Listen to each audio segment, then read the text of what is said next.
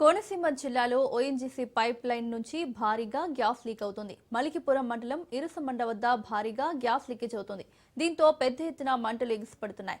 దాంతో ఓఎన్జీసీ అధికారులకు సమాచారం ఇచ్చారు గ్రామస్తులు. పైప్ లైన్ నుంచి భారీగా గ్యాస్ లీక్ అవుతుండటంతో గ్రామస్తులు ఆందోళన చెందుతున్నారు.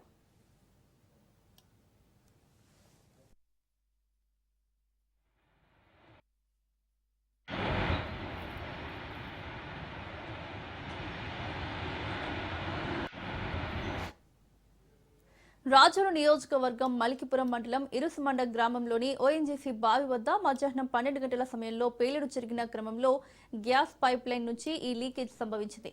భారీగా గ్యాస్ బయటకు వచ్చి గ్రామంలోకి వ్యాపించడంతో స్థానికులు భయాందోళన చెందుతున్నారు. గ్యాస్ లీకేజ్ అదుపు చేసేందుకు ప్రయత్నించగా భారీగా మంటలు ఎగిసిపడ్డాయి. ప్రస్తుతం గ్యాస్ లీకేజ్ ఆపరేషన్ కొనసాగుతుంది.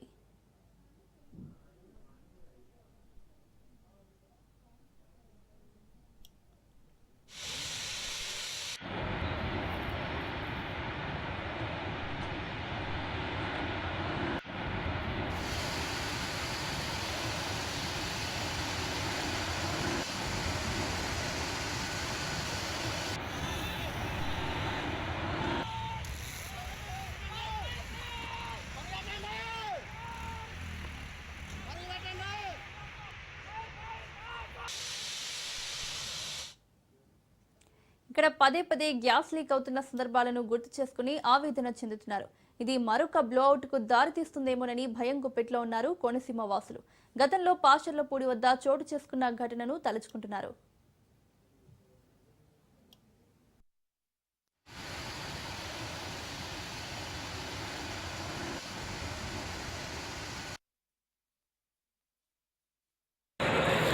గ్రామం అలాగే ఇసుమండ గ్రామం సరిహద్దులో ఉన్న మరి ఏదైతే ఓఎన్జీసీ బ్లాస్ట్ జరిగి అక్కడ బ్లోఅవుట్గా మారి ఇవాళ మా లక్కవరం గ్రామం కానివ్వండి, ఇసుమండ గ్రామం కానివ్వండి, లేకపోతే పక్కన ఉన్న పట్టెలాంక ఇలా గూడపల్లి, చంద్రపల్లి గ్రామాల్లో ఇవాళ ఊరి నుంచి పారిపోయే పరిస్థితి వచ్చింది.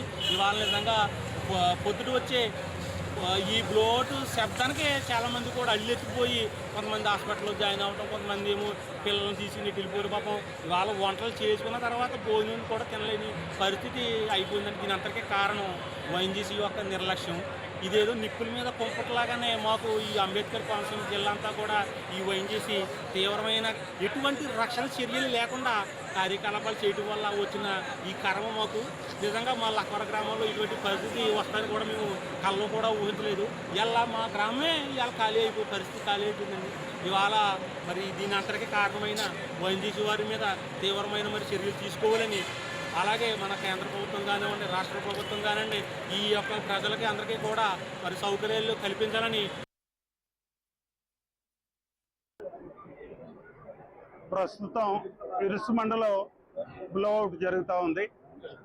మంట చాలా గట్టిగా వస్తూ ఉంది. బాగా దూరం నుంచి కూడా మనం దాని వేడిని మనం చూస్తూ ఉన్నాం.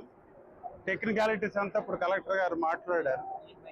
అయితే ఒక మాట ఈ విషయంలో నేను చెప్పదలుచుకున్నది ఏమిటంటే, ప్రజలు భయాందోళన పడొద్దు. First of all 1 kilometre radius వరకు దీని యొక్క వేడి కానీ దాని ఇంపాక్ట్ కానీ ఉంటుంది. ఇప్పుడున్న ప్రజెంట్ అసెస్మెంట్ వాళ్ళతో మాట్లాడిన మాటలకి అది మాట్లాడిన తర్వాత మీకు చెప్తా ఉన్నాను. వారు చెప్పిన మాటలను దృష్టిలో పెట్టుకుంటే 1 కిలోమీటర్ వరకు కాస్త జాగ్రత్తగా ఉండాలి. ఇది ఒక 24 అవర్స్ వరకు మనం జాగ్రత్త ఉండటం మంచిది. అది చూస్తూ ఉన్నారు. కాబట్టి ఈ కిలోమీటర్ రేడియస్లో ఉన్న వాళ్ళు ఒక 5-6 ఇళ్ళు ఉన్నాయి. ఖచ్చితంగా వారికి పునరావాసం మనం ఏర్పాటు చేసుకుంటున్నాం. మిగిలిన వాళ్ళు కూడా కాస్త అలర్ట్గా ఉండాలి. రెండవ విషయం ఏమిటంటే, ఈ డీప్ అనే ఒక ఆర్గనైజేషన్ తీసుకుంది. వీళ్ళు ఓఎన్జీసీ దగ్గర తీసుకుని ఆపరేట్ చేస్తున్నారు, ప్రైవేట్ ఏజెన్సీ. ఇప్పుడు నేను అనుకున్నది ఏమిటంటే, వీళ్ళు మనకి కాస్త ఇన్ఫర్మేషన్ ఇచ్చి ఉండాల్సింది, ప్రిపేర్ చేసి ఉండాల్సింది. మనల్ని ప్రిపేర్ చేయకోకుండా ఆపరేట్ చేస్తున్నారు. నేను అదే అడిగాను, ఎన్ని వెల్స్ ఇంతవరకు ఆపరేట్ చేశారంటే 9 వెల్ ఆపరేట్ చేశాం.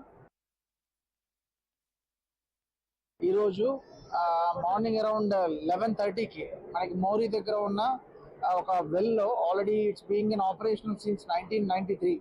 సో ఈ ఆపరేషన్ అయిన వెల్ ఓఎన్జీసీ వాళ్ళు ఫస్ట్ ఆపరేట్ చేశారు. దాన్ని 2024లో డీప్ ఇండస్ట్రీస్ ప్రైవేట్ లిమిటెడ్ అనే కంపెనీకి సబ్లీజ్ ఇచ్చారు. సో వాళ్ళు డ్రిల్లింగ్ యాక్టివిటీస్ అన్ని అయిపోయాయి. సో ఫైనల్గా preparation for the extraction of oil and gas. So ఆ ప్రిపరేషన్ టైంలో టుడే మార్నింగ్ అట్ అరౌండ్ 11:30 వాళ్ళు ఒక 2500 meters డెప్త్లో ఒక లేయర్ని, సెడిమెంట్ లేయర్ని they have started to explore oil and natural gas.